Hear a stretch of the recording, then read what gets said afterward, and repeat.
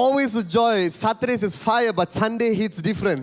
சனிக்கிழமை வந்து அது ஓகேயா இருக்கும், ஆனா நம்ம ஞாயிற்றுக்கிழமை வரப்போது அது மேல மேல வித்தியாசமாக இருக்கும். Some nostalgic feeling, you know. Sunday always hits different. நம்ம ஞாயிற்றுக்கிழமை வரும்போது அது ஒரு புதியாக ஒரு காரியமாக இருக்கும். But regardless of where, when, what we come for, the presence of Jesus is in our midst. நம்ம எங்க எதுக்கு எப்ப எதுக்காக வந்திருக்கோமோ சரி, ஆனா ஆண்டவருடைய பிரசன்னை நம்ம கூட இருக்கிறது. And I believe regardless of who is speaking, who is leading worship, or who is doing the announcement, who is praying, நான் விசுவாசிக்கிறேன், யார் தேவனுடைய பிரசன்னத்தை பிரசங்கிக்கிறாங்களோ, வார்த்தை பகிர்ந்து கொள்றாங்களோ, ஆராதனை செய்கிறார்களோ, இந்த ஆராதனையில் இருக்கிறார்களோ, நான் நம்புகிறேன் more than all these people, King Jesus should be lifted in the room. இதை தவிர இயேசுவான ராஜாதி ராஜன் அவர் இந்த அறையில் அவர் மேலாக ஒளிய வேண்டும். The most important person in the room is not the speaker, but King Jesus. இங்க இந்த அறையில முக்கியமான நபர் வந்து பிரசங்கத்தை கொண்டு வருவர் கிடையாது, ஆனா இயேசுவாக ராஜாவாக இருக்கிறார். And the truth that is matter is King Jesus is here every single week. அந்த உண்மையான காரியம் என்னன்னு பாத்தீங்கன்னா, ஒவ்வொரு வாரமும் இயேசு ராஜா நம்ம மத்தியில இருக்கிறார். The speaker changed, the preacher changed, but Jesus is here all week. பிரசங்கம் செய்யறவங்க மாறலாம், இங்க ஒவ்வொரு ஆறு முன்னுக்கு வந்து பேசுறவங்க மாறலாம், ஆனா இயேசு ராஜாதி ராஜன் ஒவ்வொரு நாளும் மாறாதவராக இருக்கிறார். So church, who is the special guest now? யார் அந்த முக்கியமான நபராக இருக்கிறார்? More than anyone in this room, King Jesus is the VVVVVIP. நம்ம எல்லாத்தையும் விட ரொம்ப முக்கியமான நபராக இயேசு இருக்கிறார். And I believe the moment Jesus is exalted in a room, இந்த அறையில பாத்தீங்கன்னா நான் விசுவாசிக்கிறேன், இயேசுவான அப்படியே தேவன் உயர்த்தப்படும் போது, that's when heaven comes down. அங்கதான் பரலோக ராஜ்யம் வரும். Heaven don't come because of good word or good worship. நம்ம அப்படியே நல்லாக ஆராதிக்கிறனால, நல்லாக ஆண்டவருடைய வார்த்தையை நம்ம பிரசங்கிக்கிறதுனால அப்படியே பரலோகம் வராது. Heaven comes when Jesus comes. பரலோகம் எப்ப திரும்ப வருகிறோம்? இயேசுவானவர் வருகிற நேரத்துல பரலோக ராஜ்யம் வரும். The word of God says he is enthroned over the praises of his people. நீங்க பார்க்கலாம், அவர் அப்படியே நம்மளுடைய ஆராதனைக்கு அப்படியாக கூறிய உயர்ந்தவராக இருக்கிறார். He's seating every time the church of God worships. நம்ம ஒரு சபையாக ஆராதிக்க போது ஒவ்வொரு தடவையும் heaven gets excited. இங்க பரலோகம் அவ்வளவு சந்தோஷமாக இருக்கும். You know why heaven gets excited? ஏன் பரலோகம் சந்தோஷமாக இருக்கும்? Because that's what they are doing 24/7. They are worshiping the Lamb of God. ஏன்னா 24 மணி நேரமும் அந்த பாத்திரராக இருக்கிற ஆட்டுக்குட்டியானவரை அவர்கள் ஆராதித்து கொண்டிருக்கிறார்கள். So the moment they see worshipers, angels get excited. Wow, this is our tribe. So ஒவ்வொரு தடவையும் அவர் நம்மளை ஆராதிக்கும் போது, அவங்க நம்மளை பார்க்கும் போது அவர்கள் உற்சாகத்தை அவங்க ஆராதிக்க ஆரம்பிப்பார்கள். That is why I believe, அதுதான் நான் நம்புகிறேன், the most important thing in a church, அந்த ரொம்ப முக்கியமான காரியம் நம்மளுடைய சபையில், is King Jesus being lifted up. ஆண்டவர் இயேசு ராஜாதி ராஜனாக இருக்கிற இயேசு உயர்த்தப்படுவது. The moment our eyes is taken away from the man, from the people, நீங்க பார்க்கலாம், நம்முடைய கண்கள் எப்ப இந்த மனிதர்கள் இடத்திலிருந்து எடுத்து வேற இடத்துக்கு போகுதோ, and is fixed on Jesus, அது அப்படியாக நம்முடைய நோக்கங்கள் கண்ணோட்டங்கள் மனிதர்கள் இடத்திலிருந்து இயேசு கிட்ட மாறுகிறதோ, then something happens. அங்கதான் ஒரு வித்தியாசமான காரியம் நடக்கும். Something really happens. ஒரு வித்தியாசமான காரியம் நடக்கும். This morning, this is what God is asking me to challenge you guys. இந்த காலைவேளையில ஆண்டவர் ஒரு சவாலை உங்களுக்காக ஆண்டவர் எனக்கு சொல்லுகிறார். God is calling the church back to the purity of worship. நீங்க பார்க்கலாம், மீண்டுமாக ஒரு சபையாக ஆண்டவர் நம்முடைய ஆராதனையில ஒரு தூய்மை பரிசுத்தர்களாக ஆண்டவர் அளிக்கிறார். Can we just close our eyes for a moment this morning? நம்ம சிறிது நேரம் அப்படியே கண்களை மூடி, don't sleep off, அப்படியே தூங்கி விடாதீர்கள், stay alert. அப்படியே நீங்க கண்ணை மட்டும் மூடிக்கொள்ளுங்க. Every eyes closed, கண்களை மூடி. this morning can we start being aware of Jesus? நம்ம கண்களை மூடிக்கொண்டு இந்த காலையில ஆண்டவரை அப்படியே நம்ம உணர்வோமா? Start thinking about the goodness of Jesus in your life. அவர் செய்த நன்மையான காரியங்களை அப்படியே நினைவு கூறுகிறீர்கள். Start thinking of how he saved you from the pit of hell 20 years ago. நீங்க அப்படியே ஒரு நரக பாதையில எத்தனையோ வருஷம் முன்னுக்கு இருந்தபோது, அந்த பாதையில இருக்கும்போது அவர் எப்படி உங்களை தூக்கி எடுத்தார், அதை நினைவு கொள்ளுங்க. Start thinking about the hand of God and never left your life. அப்படியாக ஆண்டவருடைய கரம் உங்களுடைய வாழ்க்கை விட்டு அப்படியே நகராமல் இருக்குதுல, அதை நினைவு கூறுங்கள். Start thinking about the days where God saved you from bankruptcy at the right moment he showed up. நீங்க எப்போ உங்க வாழ்க்கையில எந்த ரீதியிலையும் அப்படியே பின்தாங்கி கடந்த ஒரு காலகட்டத்தில் இருந்தீங்களோ அங்கிருந்து ஆண்டவர் உங்களை தூக்கி எடுத்ததை நினைவு கூறுங்க. Start thinking about the love of God that never left your life. ஆண்டவருடைய அன்பு, அந்த அநாதி அன்பு உங்களை விட்டு விலகாமல் இருந்ததை நினைவு கூறுங்க. People that you told that our love of your life left, but He didn't. நீங்க நினைக்கலாம் உங்களுடைய கூட இருக்கிறவங்க உங்க நேசித்தவர்கள் விட்டு விலகலாம், ஆனா அவர் விட்டு விலகவில்லை. His love is the reality of your life. ஏன்னா அவருடைய அன்பு நம்ம வாழ்க்கையில உண்மையான காரியமாக இருக்கு. Some of you sitting here this morning, இந்த காலவேளையில நம்ம இங்க சில பேர் அமர்ந்து இருக்கீங்க. the last 1 week, இந்த ஒரு வாரம், கடந்த ஒரு வாரம், actually the last 10 days, ஆனா ஒரு வாரம் இல்ல, ஆனா அந்த கடந்த 10 நாட்கள் you're thinking about why you should even live. நீங்க நினைச்சு கொண்டிருக்கீங்க நான் ஏன் இன்னும் வாழணும். You're questioning the purpose of your life. நீங்க உங்களுடைய வாழ்க்கையின் நோக்கத்தை நீங்க கேள்விக்குள்ள கொண்டு வரீங்க. And you're thinking, better I don't live than living a life like this. நீங்க சொல்றீங்க இந்த வாழ்க்கையை வாழ்ந்து நான் என்ன செய்யறது, இதை நான் வாழாமே இருக்கலாம்னு நினைக்கிறீங்க. But God is saying, ஆனா ஆண்டவர் சொல்கிறார், your turn is coming. ஆனா உங்களுடைய நேரம் வருகிறது. Your turn is coming. உங்களுடைய தருணம் வருகிறது. God is shifting your life right now. ஆண்டவர் ஒரு மாற்றுதலை ஆண்டவர் கொண்டு வருகிறார் உங்க வாழ்க்கையில. Whatever seems like a dead end in your life, this is your new beginning. எந்த காரியம் செத்தது போல கிடக்கிறதோ இதுதான் ஒரு புதிய ஆரம்பம். This is your turning point. இதுதான் ஒரு மாற்றுதலுக்கான நேரம். And your life has a purpose. உங்க வாழ்க்கையில் ஆண்டவர் ஒரு நோக்கத்தை வைத்திருக்கிறார். Your life has a purpose. You're not a waste. நீங்க ஒரு வீணா போனவர்கள் கிடையாது. உங்க வாழ்க்கையில் ஆண்டவர் ஒரு நோக்கத்தை வைத்திருக்கிறார். This morning God is giving you back your purpose once again. இந்த காலவெளியில மீண்டுமாக அந்த ஒரு புதிய நோக்கத்தை ஆண்டவர் உங்களுக்கு கொடுக்கிறார். And some of you sitting here, இங்க சில பேர் அமர்ந்து இருக்கீங்க. you have a big fight going on in your family. உங்களுடைய குடும்பத்தில் ஒரு பெரிய ஒரு போராட்டங்க சண்டைகள் போய் கொண்டிருக்குது. Right now I declare Philippians chapter 4 verse 6 and 7, the peace of God fill your hearts. நான் பிலிப்பியர் 4 6 and 7. 6-7 நான் கட்டளையிடுகிறேன், ஆண்டவருடைய சமாதானம் உங்க குடும்பத்துல வரட்டும். Right now the peace of God that surpasses all understanding, let it fill your hearts and minds. ஆண்டவருடைய சமாதானம் எல்லாத்தையும் விட அப்படியே நிரப்பி உங்களுடைய இருதயத்தையும் உங்களையும் நிரப்பட்டும். Father, we declare the peace of God this morning, Lord. ஆண்டவரே நாங்கள் கட்டளையிடுகிறோம் ஆண்டவரே உம்முடைய சமாதானம் வரட்டும் This ஆண்டவரே. morning, if any of you are feeling sick in your body, அப்படி உங்களோட உடல் நலத்தில் அப்படியே நீங்க நோய் பாய்பட்டு இருக்கிறீர்களா, can you lift your right hand this morning? அப்படி உங்க வலது கரத்தை அப்படியே நீங்க உயர்த்துறீங்களா? Who is not feeling well, can you lift your hand higher so that we can pray உங்களுக்கு for you? உடம்புல நோய் இருந்துச்சுன்னா இல்ல உடம்பு முடியாம இருந்துச்சுன்னா உங்களோட வலது கரத்தை உயர்த்துறீங்களா? Okay, I can see the hands. Okay, you guys lift higher so that the leaders can come and pray for you guys. உங்களுடைய கையை அப்படியே உயர்த்துறீங்களா? நம்மளுடைய தலைவர்கள் Okay, leaders, உங்களுக்காக you guys just go ஜெபிப்பாங்க. and pray for them. Pray for healing over them. Pray for the hand of God. You know, Father, we declare right now, as in Isaiah 53:5, Lord Father.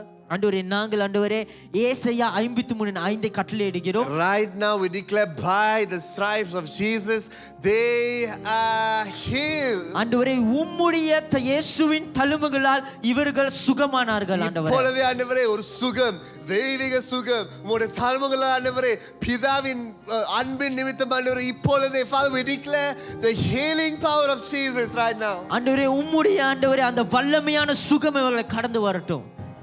And I sense strong this morning. நான் ஒரு காரியத்தை உண்மையாக அப்படியே நிறைய நான் உணர்கிறேன். Some of you don't have physical sickness. உங்களுக்கு உடல் ரீதியா ஒரு நோயும் கிடையாது.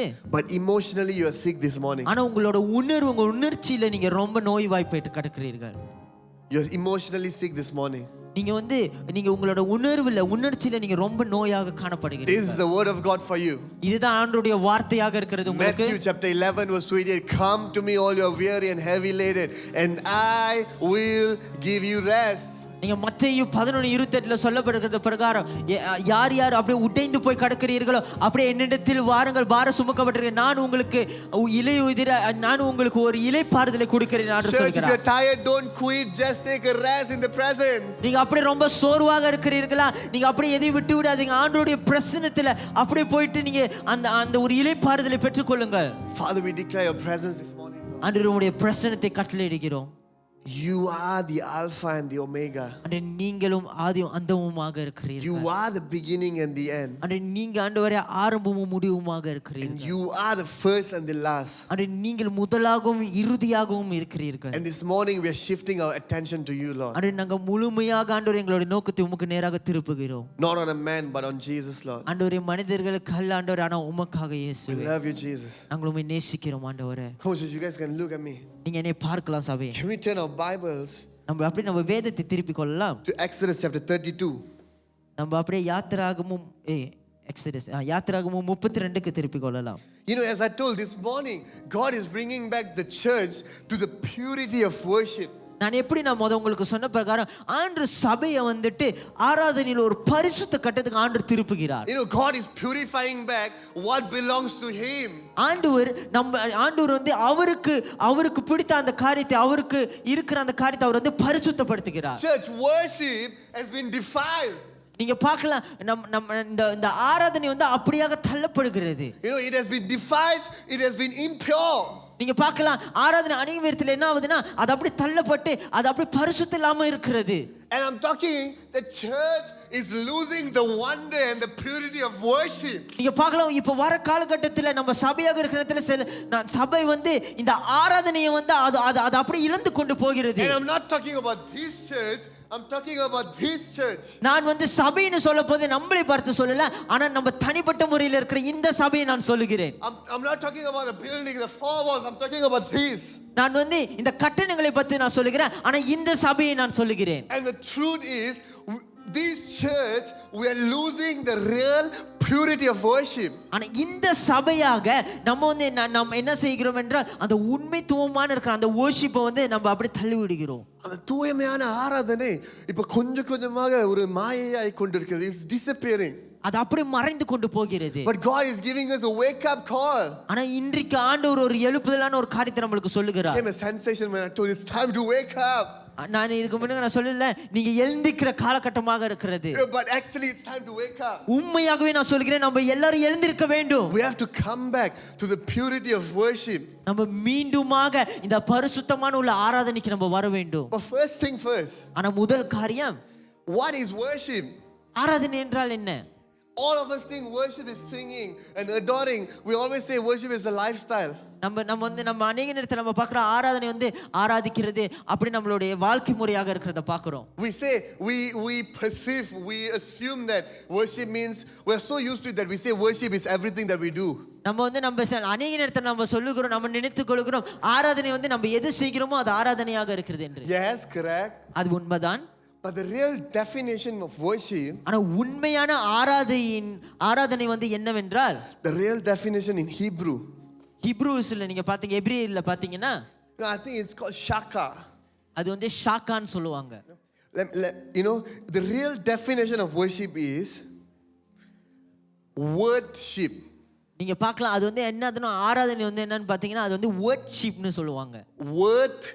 WHORTH sheep, worship என்று அவங்க சொல்லுவாங்க. You know the real Hebrew word shaka, இந்த நம்ம எபிரேயர்ல இந்த எபிரூ வேர்ட்ல நம்ம வார்த்தையில பார்க்கும்போது ஷாக்கா என்பது when it's translated to English way back ago, அது வந்து ஆங்கிலத்துல முன்பாக அது வந்து அதை நம்ம அப்படியே மொழிபெயர்க்கும்போது they called it worship. அது வந்து என்ன தெரியுமா சொல்லுவார்கள்? worship என்று சொல்லுவார்கள். அப்பனா தகுதி உடையவர், தகுதியானவர், தகுதி உடையது, you know, தகுதியானது. And then only modern English make it shorter to worship. அதுதான் இப்போ உள்ள காலகட்ட ஆங்கிலத்தில் பாத்தீங்கன்னா அது வந்து சிறிதாக ஆக்கி ஆராதனை என்று கூறுகிறார். So worth means, நீங்க பார்க்கலாம் அது தகுதி என்பது, that means worship actually means what holds the first place in our life. நம்மளுடைய வாழ்க்கையில் ஆராதனை என்பது என்னன்னு பாத்தீங்கன்னா நம்ம வாழ்க்கையில எந்த காரியம் முதலாக பிடித்து கொண்டிருக்கிறது அந்த காரியம். What's worth your attention? உங்களுடைய அப்படி நோக்கங்கள், உங்களுடைய பார்வைகள், அது எது அது வந்து தகுதியாக இருக்கிறது. What's worth your devotion? உங்களுடைய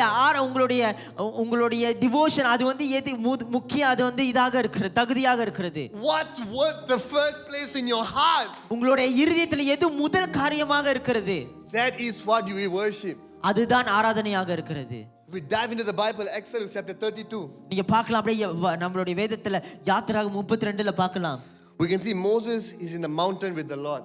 இங்க பார்க்கலாம் மோசே வந்து ஆண்டவர் கூட வந்து மலையின் மேல் இருக்கிறார். And he was just waiting there. God was giving him the 10 commandments. ஆண்டவர் வந்து 10 கட்டளைகளை கொடுக்கிறார். அவர் அங்க காத்து கொண்டு இருக்கிறார். Moses and God is talking, having some good time. அங்க பார்க்கலாம் மோசேஸும் ஆண்டவர் அங்க பேசிக்கொண்டு உறவாடி கொண்டு இருக்கிறார்கள். And suddenly, ஆனா அங்க திடீரென்று in verse 7, இங்க பார்க்கலாம் 7வது வசனத்துல it says, and the Lord says to Moses, go get down, for your people whom you brought out of land of Egypt have corrupted themselves. 32:7 பாருங்க. You know, they say, go get down, for your people whom you brought out of Egypt has corrupted themselves. அப்பொழுது கர்த்தர் மோசேயை நோக்கி, நீ இறங்கி போ, எகிப்து தேசத்திலிருந்து நீ நடத்தி கொண்டு வந்த உன் ஜனங்கள் தங்களை கெடுத்து கொண்டார்கள். Verse 8, they have turned aside quickly out of the way which I commanded them. They have made themselves a molded calf and worshipped it and sacrificed to it and said, this is your God, O Israel, and that brought you out of the land of Egypt. And the Lord said to Moses, I have seen this people, and indeed it is a stiff-necked people. வசனம் 8ல சொல்லப்படுறது, அவர்களுக்கு நான் விதித்த வழியை அவர்கள் சீக்கிரமாய் விட்டு விலகினார்கள்.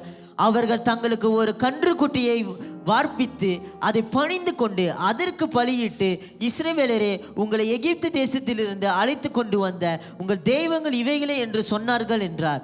பின்னும் கர்த்தர் மோசேயை நோக்கி, இந்த ஜனங்களை பார்த்தேன், இவர்கள் கழுத்துள்ள ஜனங்கள். And then Moses talking to God, and God is saying, Moses, go down. அங்க நீங்க பார்க்கலாம் மோசே வந்து ஆண்டவர் கூட பேசி கொண்டிருக்கிறார். ஆண்டவர் சொல்லுகிறார், மோசே நீ கீழே போ. Then Joshua said, Joshua is appearing here, you know. First time I'm saying Joshua is here. Joshua is telling to Moses, they are celebrating down there. அங்க நீங்க பார்க்கலாம் யோசுவா வந்து அங்க இருக்கிறார். அவர் அந்த இடத்துல வந்து அவர் சொல்லுகிறார், நீங்க போய் கீழே பாருங்க, அவங்க அங்க வந்து கொண்டாடி கொண்டு இருக்கிறார்கள். Actually Joshua thought they were celebrating about God's goodness. ஆனா யோசுவா நினைத்து கொண்டிருந்தா அவங்க ஆண்டவரை பத்தி, ஆண்டவருடைய நன்மையை பத்தி தான் அவங்க கொண்டாடி கொண்டு இருக்கிறார்கள். When Joshua told Moses, ஆனா நீங்க பார்க்கலாம் யோசுவா வந்து மோசே கிட்ட சொல்கிறார், Moses saying, டேய் அவனுக்கு ஆண்டவர் கொண்டாடல, கீழே என்னமோ சேட்டை பண்ணிட்டு இருக்கானுங்க. He was telling, you guys read, Moses tell Joshua. நீங்க பார்க்கலாம் மோசே யோசுவா கிட்ட சொல்கிறார், அவங்க ஆண்டவர் கொண்டாடிக்கிட்டு இருக்கலாம், ஆனா அவங்க வேற காரியத்தை விக்கிரங்களை அவங்க ஆராதித்து கொண்டு இருக்கிறார்கள் என்று. You know, verse 18 it says, it's not the noise of the shout of victory, nor the noise of the cry of defeat, but the sound of singing I hear.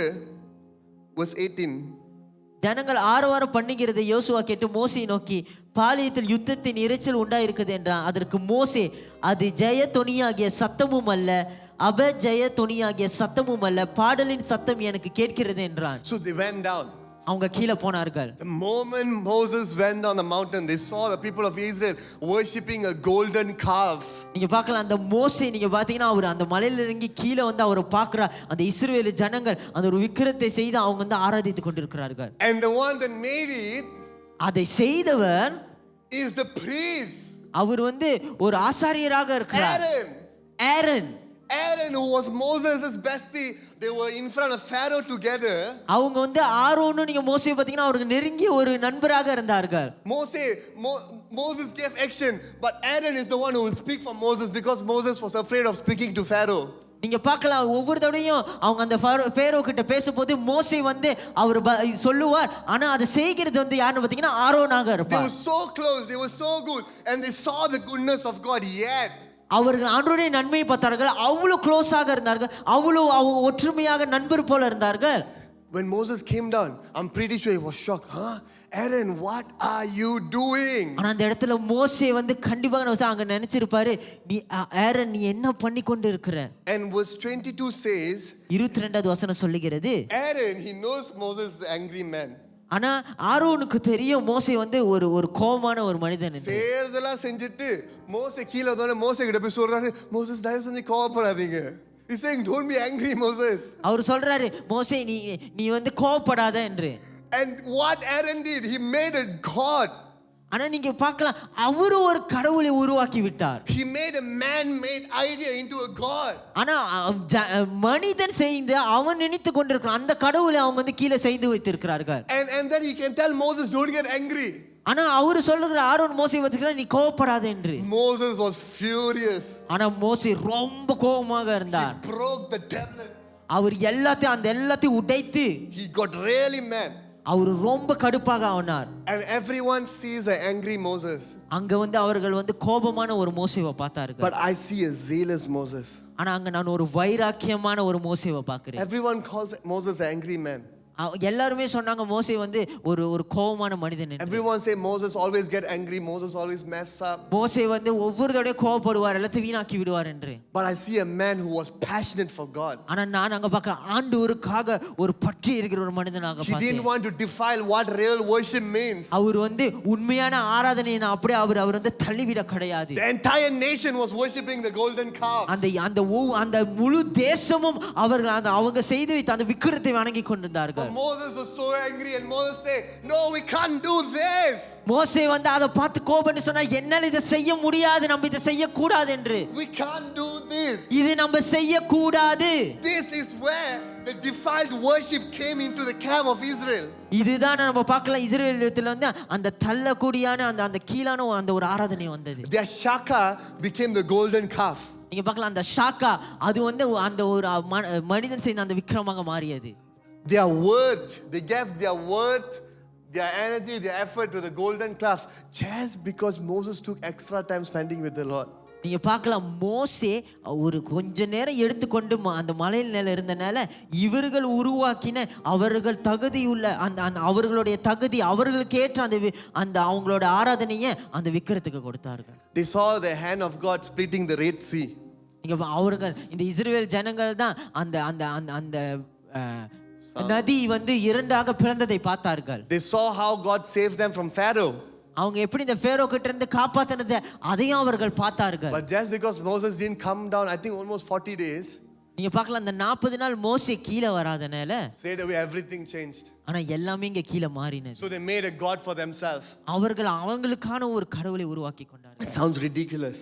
இது ரொம்ப ஒரு பயங்கரமான ஒரு காரியமா. Sounds ridiculous. ஒரு வேடிக்கையான காரியம். It sounds very ridiculous. இது ஒரு வேடிக்கையான காரியமாக இருக்கிறது. But how many of us are doing the same thing?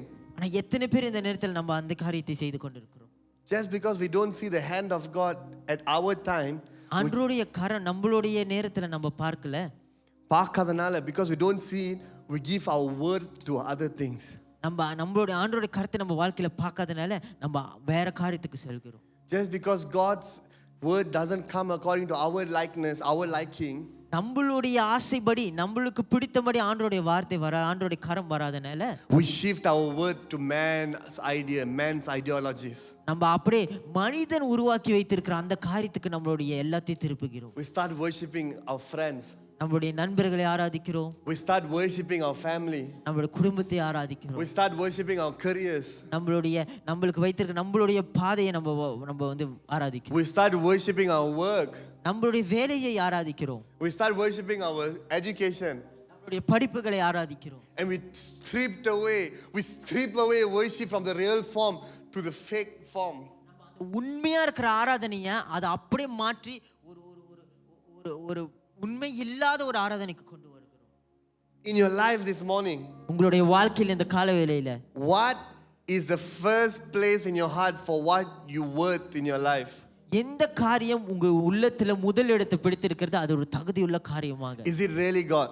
அது ஆண்டவராக இருக்கிறாரா? Is it really God? அது உண்மையா ஆண்டவராக இருக்கிறாரா? Is it really God, church? அது ஆண்டவராக இருக்கிறாரா சபை? We have to examine our hearts this morning. நம்மளுடைய இருதயத்தை நம்ம ஆராய்ந்து பார்க்க வேண்டும். Or else இல்லனா we will be same idol worshippers.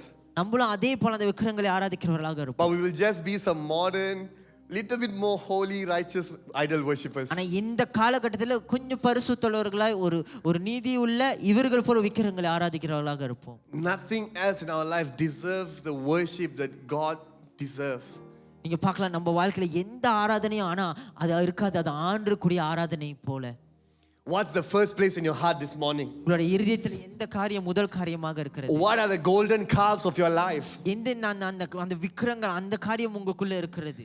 What are the golden calves of your life this morning, church? உங்களோட வாழ்க்கையில இந்த காலவேளை சபையை அந்த தங்கத்தை போல அவங்க செய்து வைத்திருக்கிறாங்களா அந்த காரியம் எதுவாக இருக்கிறது? We have to examine this morning. இந்த காலவேளையில நம்மளோட இருதயத்தை ஆராதிக்க வேண்டும். The same people of Israel. அந்த அதே ஜனங்கள் இஸ்ரவேல் ஜனங்கள். In Exodus chapter 19. இங்க பார்க்கலாம் யாத்திராகமம் 19ல. Way earlier. இன்னும் முன்பாக. This is like their first experience like with the presence of God. இதுதான் முதல் அவர்களுடைய ஒரு ஒரு இதாக இருந்தது. அவங்க உணர்ந்தார்கள் ஆண்டவருடைய பிரசன்னம் எப்படி இருக்கும் என்று. And God told Moses, no one should come near the mountain, because if they come near the mountain, something might happen to them, because I'm so holy. ஆண்டவர் சொல்லுகிறார், மோசே இங்க எல்லாரும் வர முடியாது, இங்க அவங்க வர முடியாது, ஏன்னா அந்த இடத்துல வந்து அவ்வளவு பரிசுத்தமாக இருக்குது, என்ன நடக்கும் என்று தெரியாது, ஏன்னா நான் அவ்வளவு பரிசுத்தமா. The words say God told, don't even come and touch the base. அங்க இருக்கிற அந்த முதல் இடத்தை கூடிய அத கூடிய தொடாதீர்கள் என்று சொல்றார். Don't even touch. அத தொட்டு கூடிய பார்க்காதீர்கள். Because the moment God comes, the entire mountain is shaking. ஏன்னா ஆண்டவர் அந்த இடத்துல வரப்போது அந்த மலை பாத்தீங்கன்னா அப்படியாக நகர்ந்து கொண்டிருந்தது. And people are terrified. அங்க ஜனங்கள் எல்லாம் அப்படியே பயந்து போய் கடந்தார்கள். They are afraid. அவங்க பயந்து கடந்தார்கள். Because they never seen so much power before. ஏன்னா அந்த மாதிரி ஒரு வல்லமை அவர்கள் பார்த்தது கிடையாது. So they didn't come, they didn't dare coming. அவங்களுக்கு வந்து தைரியம் இல்ல அங்க வரதுக்கு. But this man Moses, ஆனா இந்த மோசே, because he know God, அவருக்கு தேவன் அறிந்தனால, only he is the only man who will go on top of the mountain and meet God face to face. அவர்தான் ஒரே மனிதர் அந்த மலைக்கு மேலே ஏறி ஆண்டவருடைய முகத்துக்கு முகம் சந்தித்தார். Everybody has a restricted access. எல்லாத்துக்குமே வந்து நீங்க பாத்தீங்கன்னா ஒரு ஒரு ஒரு தடையற்ற ஒரு அனுமதி இருக்கிறது. Always a restriction. எல்லாத்துக்குமே வந்து ஒரு தடை இருக்கிறது. The Old Testament, not everyone can access the presence. நீங்க பார்க்கலாம், நம்ம பழைய ஏற்பாடுல பாத்தீங்கன்னா எல்லாரும் ஆண்டவருடைய பிரசன்னத்துக்கு அந்த மகிமைக்கு போயிட முடியாது. And even the high priest, அந்த மேலுள்ள ஆசாரியாக இருந்தாலும், only once a year they entered the most holy place. அவங்க ஒரு வருஷத்துக்கு ஒரு வாட்டி தான் அந்த மகிமையான அந்த ஒரு இடத்துக்கு அவங்க வந்து அந்த பரிசுத்த ஸ்தலத்துக்கு போக முடியும். They had very restricted access. அவங்களுக்கு ரொம்ப ஒரு தடை ஒரு கொஞ்சம் கூட தான் அவங்களுக்கு அந்த ஒரு அனுமதி இருந்தது. But only people like Moses that were hungry was able to experience God. ஆனா எப்போ ஒரு மோசே போல ஒரு பசி தாகமாக இருந்ததுன்னா அவங்க அந்த இடத்துக்கு அவங்க போக முடிந்தது. But the entire dynamic, the entire scenario changed. ஆனா இது எல்லாமே வந்து மாறினது when Jesus came in the form of a man for you and me. ஆனா இயேசு எப்ப திரும்ப அந்த இது வந்தது, இயேசு நம்ம போல ஒரு மனிதன் போல இந்த உலகத்துக்கு வந்தார். Those days people can't go to God. அந்த காலகட்டத்துல பாத்தீங்கன்னா எல்லாரும் ஆண்டவர்கிட்ட போயிட முடியாது. But Jesus came. இயேசு வந்தார்.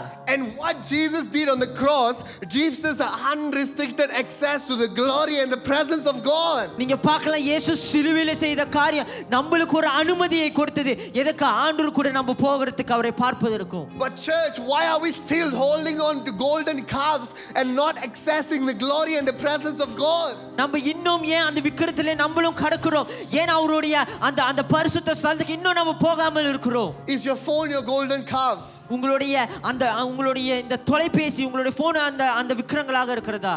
Is a movie your golden calf? அந்த படங்கள் ஒரு விக்கிரங்களாக இருக்கிறதா? Is your sports your golden calf? உங்களுடைய நீங்க விளையாடுகிற விளையாட்டு ஒரு விக்கிரங்களாக இருக்கிறதா? Is Netflix your golden calves? அந்த நெட்ஃபிளிக்ஸ்ல பார்க்குற ஒவ்வொரு இதும் உங்களுக்கு அந்த இதாக இருக்கிறதா? It's time for us to break the golden calves and say, God, nothing is worth my worship but you. இந்த நேரமாக இருக்கிறது, இந்த தங்க விக்கிரங்களை உடைத்து ஆண்டவரே இது நீர் மாத்திரம் உம்முடைய ஆராதனை மாத்திரம் என்பது. We have to come back to what really matters, church. நம்ம உண்மையான ஒரு காரியத்துக்கு மீண்டுமாக திரும்ப வேண்டும். We saw what happened with Israel. The mountain shook, everything happened. They worshiped the golden calves, and then Moses cried out to God once again, say, God, please, one more time, God. நம்ம எல்லாமே பார்த்தோம், இஸ்ரவேல் ஜனங்கள் விக்கிரங்களை ஆராதித்தார்கள், இந்த மலை நகர்ந்தது, மோசே மீண்டுமாக அழுந்தார், ஆண்டவரே மீண்டுமாக செய்யுங்கள் என்று அழுந்தார். Fast forward to Matthew chapter 27. அப்படி நம்ம முன்னுக்கு வந்து மத்தேயு நம்ம 27 பார்த்தால், Matthew chapter 27 verse 50 to 51, we can see, as I told just now, for the priest to go into the most holy place, there's a veil. நீங்க பார்க்கலாம், இந்த மகா பரிசுத்த ஸ்தலத்துக்கு போனோம்னா அங்க ஒரு திரை இருந்தது. That's a big veil. அது ஒரு பெரிய ஒரு திரையாக இருந்தது. Big veil, a big curtain. அது ஒரு பெரிய ஒரு திரையாக இருந்தது. And thick. அது பெருசு மட்டும் இல்ல, ஆனா அது ரொம்ப தடிமையாக இருந்தது. 7 colors. அது ஒரு 7 வர்ணத்துல இருந்தது. Thick curtain. அந்த திரை பாத்தீங்கன்னா When Jesus died on the cross, அன்று இயேசு சிலுவையில் அறையப்பட்ட நேரத்துல, if this is your first time here online or physically and your first time listening about Jesus, நீங்க ஆன்லைன்லயும் இல்ல நீங்க இங்க இதுதான் முதல் முறையாக அமர்ந்து கொண்டிருந்த இயேசு பத்தி கேட்டுக்கொண்டிருந்தால், Jesus came for us, Jesus died for us, and the day he was hanging on the cross, இயேசு நம்மளுக்காக மரித்தார், நம்மளுக்காக அடிக்கப்பட்டார், உயிர் தெழுந்தார். அந்த நேரத்துல பாத்தீங்கன்னா இயேசு சிலுவையில் இருக்க போது a huge earthquake came. ஒரு பெரிய ஒரு நிலநடுக்கம் வந்தது. Can we read in Tamil Matthew chapter 27 verse 50 and 51? And Jesus cried out again with a loud voice and yielded up his spirit. Then behold, the veil of the temple was torn in two from top to bottom, and the earth quaked and the rocks were split. இயேசு மறுபடியும் மகா சத்தமாய் கூப்பிட்டு ஆவியை விட்டார். அப்பொழுது தேவாலயத்தின் திரைச்சீலை மேல் தொடங்கி கீழ் வரைக்கும் இரண்டாக கிழிந்தது, பூமியும் அதிர்ந்தது, கன்மலைகளும் பிளந்தது. It says when Jesus died on the cross for us, இயேசு சிலுவையில நம்மளுக்காக அறியப்பட போது he tore the veil. அவர் அந்த திரையை அப்படியே கிழித்தார். You know what it means? அதுக்கு அர்த்தம் என்னவென்றால், now we have an unrestricted access to the most holy place to go directly to God. இன்னைக்கு அந்த மகா பரிசுத்த ஸ்தலத்துக்கு போக நம்மளுக்கு ஒரு அனுமதியை கொடுத்திருக்கிறார். We don't need to feel ashamed, we don't need to feel insecure, because God has given us the access to come to him. நம்ம பாவிகளாக இந்த தவறு செய்து விட்டோம்னு நிக்க வேண்டாம். ஏன்னா ஆண்டவர் நம்மளுக்கு அனுமதி கொண்டு விட்டார் அந்த பரிசுத்த ஸ்தலத்துக்கு போக. The veil did not tear because a man went and tore it. அந்த திரை அப்படியாக மனுஷர் கிழித்தனால அது கிழியவில்லை. But it was torn from top bottom. ஆனா நீங்க பாத்தீங்கன்னா அது மேலிருந்து கீழே வரைக்கும் கிழிந்தது. If man tore it, they will tear it from down like that, they will open. But it was torn from up to down. மனுஷன் திறந்திருந்தா அது கீழே இருந்து அது பிளந்திருப்பார். ஆனா நீங்க பாத்தீங்கன்னா அந்த திரை எப்படி கிழிப்படுதுன்னா மேலிருந்து கீழ் வரை. Because Jesus did it on the cross for us, the veil was torn forever. ஏன்னா இயேசு சிலுவையில் அறைந்தனால அந்த திரை முழுமையாக நம்மளுக்கு பிளந்தது. And that is why the word of God says in Hebrews chapter 4 verse 16, அதனால தான் எபிரேயர் 4:16ல சொல்லப்படுகிறது, now we can boldly go to the throne of grace. இதுதான் நம்ம தைரியமாக ஆண்டவருடைய அந்த கிருபையுள்ள ஸ்தலத்துக்கு நம்ம போக முடியும். You know, many of us sitting here, நம்ம அநேக பேருக்கு அமர்ந்து கொண்டிருக்கிறோம். we come to church, we do everything, we serve to make us extra special, extra holy, we do everything, we are sitting here. நம்ம எல்லாமே செய்கிறோம், ஆராதிக்கிறோம், நம்ம சர்வ் பண்ணுகிறோம், எல்லாமே ஆண்டவருக்காக நம்ம எல்லாமே செய்கிறோம், அமர்ந்து கொண்டிருக்கிறோம். But we are still holding back from accessing the presence of God. ஆனா ஒரு காரியத்தை பிடித்து கொண்டிருக்கிறோம், ஆண்டவருடைய பிரசன்னத்துக்கு நம்ம அந்த அனுமதி எடுத்து அந்த போறதுக்கு. I don't know about you guys, but my life's greatest treasure is the presence of God. என்னுடைய வாழ்க்கையில ஒரு பொக்கிஷமான காரியம் என்னன்னு பாத்தீங்கன்னா அது ஆண்டவருடைய பிரசன்னம். That is every Christian's greatest treasure. அதுதான் ஒரு பயங்கரமான ஒரு பொக்கிஷமாக இருக்கிறது. No other man can access God, but we. யாருமே அந்த இடத்துக்கு அனுமதி ஏற்று போக முடியாது. ஆனா நம்மளுக்கு அது கிடைத்து இருக்கிறது. No one can access God. No other people out there, ethnicity out there can access God, but we. வெளியில் உள்ளவர்கள் நீங்க பாத்தீங்கன்னா விசுவாசிகள் அவங்களுக்கு அந்த அனுமதி கிடைக்கவில்லை. ஆனா நம்மளுக்கு அது கிடைத்து இருக்கிறது. But yet we are living like people with no access. ஆனா நம்ம எப்படி வாழ்ந்து கொண்டிருக்கிறோம்னா அந்த அனுமதி இல்லாத ஒரு வாழ்க்கை வாழ்ந்து கொண்டிருக்கிறோம். We always seek for a man of God. We always seek for a well-known preacher, pastor, or leader. நம்ம ஒரு தேவ மனிதர்களை ஒரு தெரிந்த ஒரு போதகர்களை அவர்களை தான் நம்ம நோக்கி கொண்டு போய் கொண்டிருக்கிறோம். That's not wrong. அது தவறு கிடையாது. But ஆனால் the same access you have, அந்த அனுமதி நீங்க வைத்திருக்கிற அந்த அனுமதி, you can walk straight to the throne of heaven. நீங்க ஆண்டவருடைய அந்த சிங்காசனத்துக்கு நீங்க நேராக போக முடியும். You know, let's read Hebrews chapter 4 verse 14, 15 and 16. நம்ம அப்படியே எபிரேயர் 4:14-16 படிக்கலாம். Hebrews chapter 4 verse 14, 15 and 16. Let's read it in Tamil. வானங்களின் வழியாய் பரலோகத்திற்கு போன தேவகுமாரனாகிய இயேசு என்னும் மகா பிரதான ஆசாரியர் நமக்கு இருக்கிறபடியினால் நாம் பண்ணின அறிக்கையை உறுதியாய் பற்றி கொண்டிருக்க கடவோம். நம்முடைய பலவீனங்களை குறித்து பரிதபிக்க கூடாத பிரதான ஆசாரியர் நமக்கிராமல் எல்லா விதத்திலும் நம்மை போல சோதிக்கப்பட்டும் பாவம் இல்லாதவராய் இருக்கிற பிரதான ஆசாரியரே நமக்கு இருக்கிறார். ஆதலால் நாம் இரக்கத்தை பெறுவோம், ஏற்ற சமயத்தில் சகாயம் செய்ய கிருபையை அடைவோம், தைரியமா கிருபாசன தண்டையிலே சேர கடவோம். You know, the word of God says in the Message version, let's walk right up to him and get what he's so ready to give. நீங்க பார்க்கலாம் இங்க மெசேஜ் சொல்ல போல இருக்கிறது நம்ம அப்படியே ஒரு ஒரு ஒரு நன்மையான ஒரு சரியான ஒரு இதயத்தோட நம்ம அவர் கூட அதுல நடந்து போவோம் என்று Church, many of சொல்லுங்க. us sitting here, we're thinking about our weaknesses. நம்ம அநேக பேர் அமர்ந்து கொண்டிருக்கிறோம் நம்மளோட பலவீனத்தை பத்தி மாத்திரம் தான் யோசித்து கொண்டிருக்கிறோம். My question to you, என்னுடைய கேள்வி என்னவென்றால், a strong person doesn't need God. ஒரு ஒரு சிறந்த ஒரு ஒரு ஒரு வல்லமையான ஒரு மனிதனுக்கு ஆண்டவர் தேவை கிடையாது. A healthy man don't need a doctor. ஒரு ஆரோக்கியமான ஒரு மனிதனுக்கு டாக்டர் தேவை கிடையாது. That's what Jesus is saying. அதுதான் ஆண்டவர் சொல்லுகிறார், இயேசு சொல்லுகிறார். Only sick people need doctor. And only broken people need Jesus. நீங்க பார்க்கலாம் எப்படி வந்து நோய்வாய்ப்பட்டவர்களுக்கு டாக்டர் தேவையா, அதே போல தான் உடைந்து போனவர்களுக்கு இயேசு தேவை. Some of us sitting here, we are thinking just because we sin, we are weak, God will not accept us. நம்ம இங்க சில நேரத்தில் நம்பிக்கொண்டிருக்கிறோம், நான் இப்படி இருக்கிறனால நான் பாவம் செஞ்சிட்டேன், நான் இப்படி கீழானவனா இருக்கிற நேரத்தில் நான் ஆண்டவர்கிட்ட போக முடியாது. But that's the number one ultimate lie of the devil.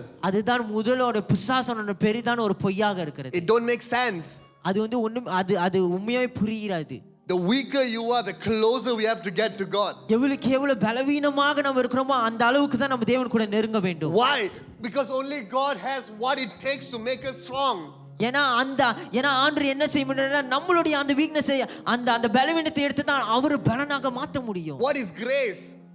கிருபை என்றால் என்ன? Grace means the enabling power of God. அது ஆண்டவருடைய வல்லமையான காரியம் உங்க மேல வருகிறது.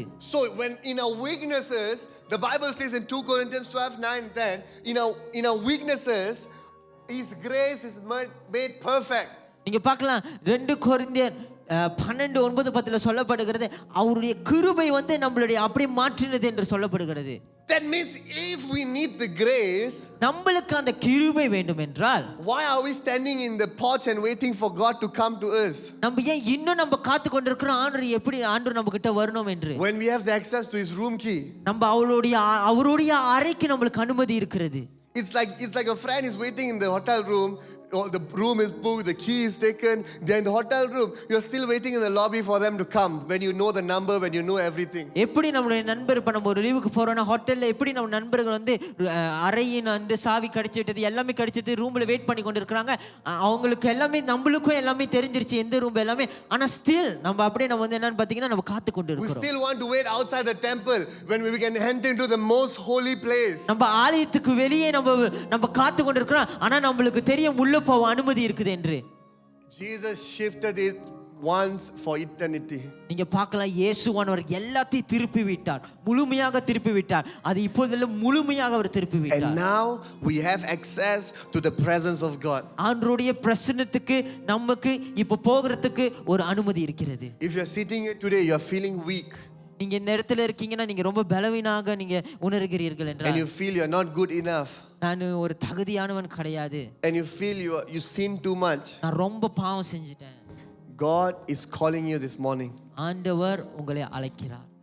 God is calling you this morning. How hungry are you for God? ஆண்டவர் உங்களை அழைக்கிறார். எவ்வளவு பசி தாகமாக இருக்கிறீர்கள். The only key to power and victory and breakthrough, நீங்க பார்க்கல விடுதலை வல்லமை ஒரு வெற்றியான ஒரு வாழ்க்கைக்கு is the presence of God. அதுக்கு ஒரு சாவி என்னன்னு பாத்தீங்கன்னா ஆண்டவருடைய பிரசன்னம். Once again, can we break all golden calves in our life? நம்ம வாழ்க்கையில இருக்கிற அந்த தங்கமான அந்த சிலைகள் எல்லாத்தையும் நம்ம உடைத்து போடுவோமா? What's taking your life's worth? உங்களுடைய வாழ்க்கையின் தகுதியை எது எடுக்குதோ, can we give it to God once again? அதை மீண்டுமாக ஆண்டவர்கிட்ட கொடுப்போமா?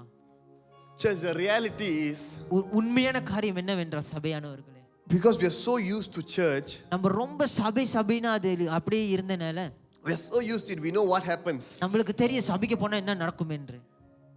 We are no more hungry for God. நம்ம இதனால நம்மளுக்கு வந்து ஆண்டவருடைய பசி, ஆண்டவர் மேல இருக்கிற பசி தாகத்தை நம்மளால இருக்க முடியல. That's the truth. அதுதான் உண்மை. It's either it's not there anymore or it's going down. அது அங்க இல்லனா அது அப்படியே குறைந்து கொண்டே போகிறது. How many of us on a Sunday morning will wake up and say, yes, I'm going to church today? எத்தனை பேர் இங்க இருக்கீங்க ஞாயிற்றுக்கிழமை காலையில நீங்க ஒரு சந்தோஷத்தோட ஐயோ நான் சர்ச்சுக்கு போறேன்னு சந்தோஷமாக இருக்கிறீர்கள்? Or are we waking up, oh, sorry, so fast, 5 more minutes la, church, I can watch online today la. இல்ல நீங்க எத்தனை பேர் அப்படியே சோர்வாக இருந்து காலையில எந்திரிச்ச உடனே இல்ல ஆன்லைன்லயே பாத்துக்கலாம் அப்படின்னு நினைக்கிறீங்க? That speaks about our zeal for God. அதுதான் நம்மளுடைய வைராக்கியத்தை, ஆண்டவருக்கு மேல் வைத்திருக்கிற வைராக்கியத்தை பத்தி பேசுகிறது. We don't cancel important business meetings, make it online.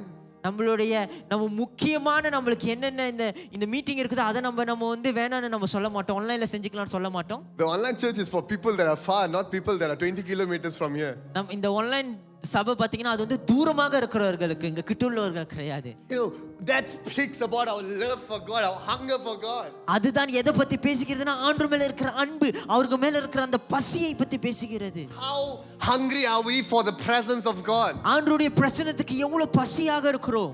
When was the last time you asked God, God, I want to experience your presence?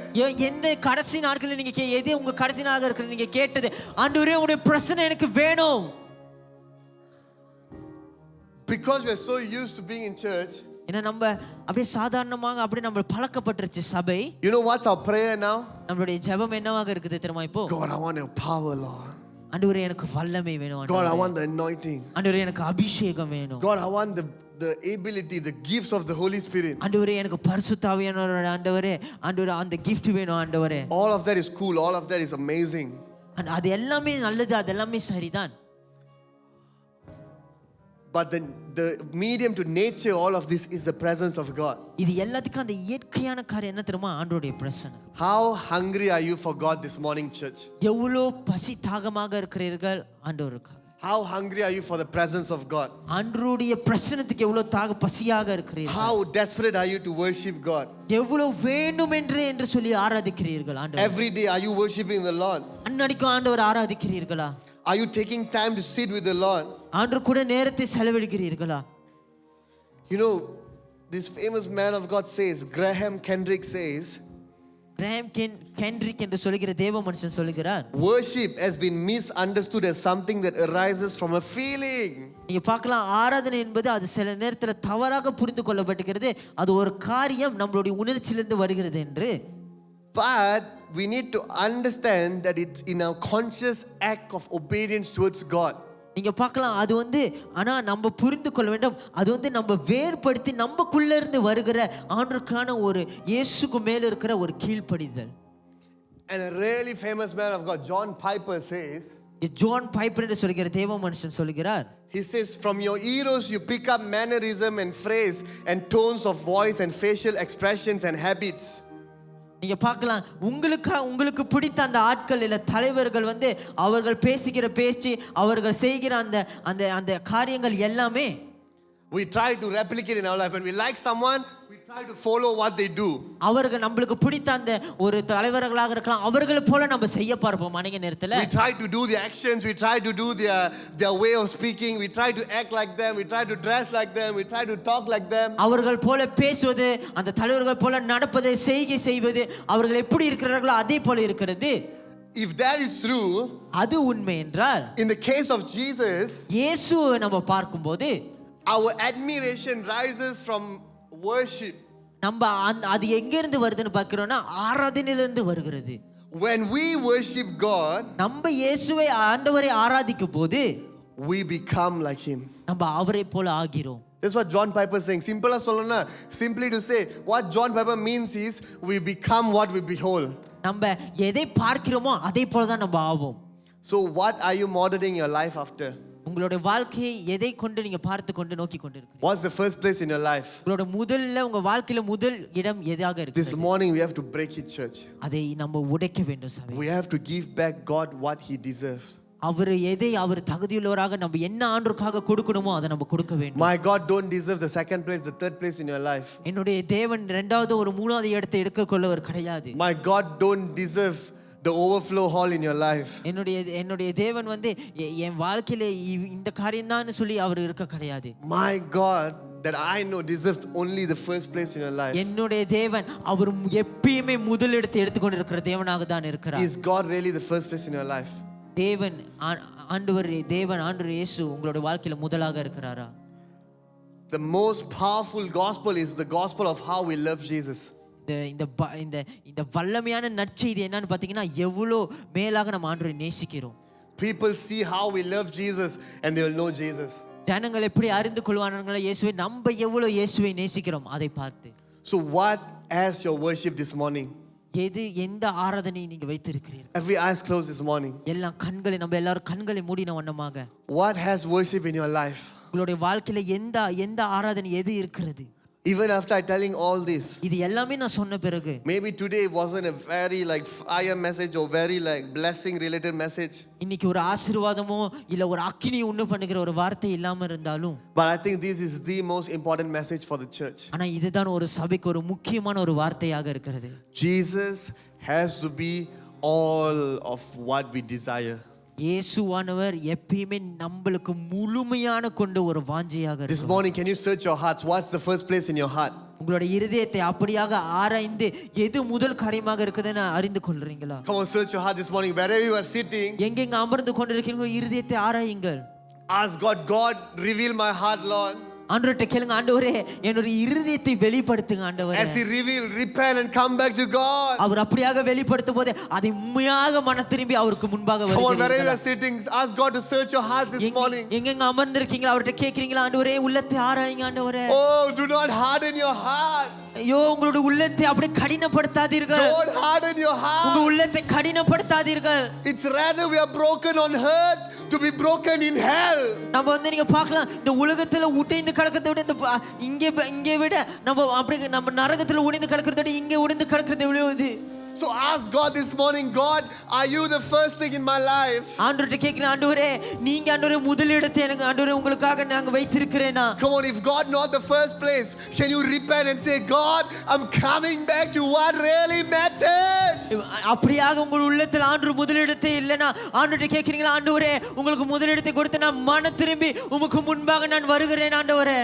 Come on, this morning, இந்த கால வேளையில whether you are a leader or you're serving, நீங்க ஒரு தலைவராக இருந்தா இல்ல நீங்க ஆண்டவருக்காக ஊழியம் செய்து கொண்டிருந்தா சபையில், don't think you know Jesus just because you serve Jesus. நீங்க ஆண்டவரை நீங்க அவருக்காக சர்வ் பண்ண நேரத்தில் ஆண்டவர் அறிந்தோன்னு என்று நினைத்துக் You கொள்ளாதீர்கள். can be in a company and not know the CEO. நீங்க ஒரு கம்பெனில நீங்க வேலை செய்யலாம், ஆனா அதோட தலைவர் யார் என்று தெரியாம கூட இருக்கலாம். Likewise, we can serve Jesus without knowing who Jesus is. அதே போல ஆண்டவருக்காக ஊழியம் செய்யலாம், ஆண்டவர் யாருன்னு தெரியாம கூட நம்ம ஊழியம் So don't செய்யலாம். be deceived. அத நீங்க வஞ்சித்து ஒரு காரியமாக Come on, this காணப்படாதீர்கள். morning, ask God. ஆண்டவர்கிட்ட கேளுங்க. Ask God, do you really love Jesus? ஆண்டவர்கிட்ட கேளுங்க. நீங்க கேளுங்க, ஆண்டவரே நீங்க உண்மையாவே ஆண்டவரை நேசிக்கிறீங்களா என்று கேளுங்க.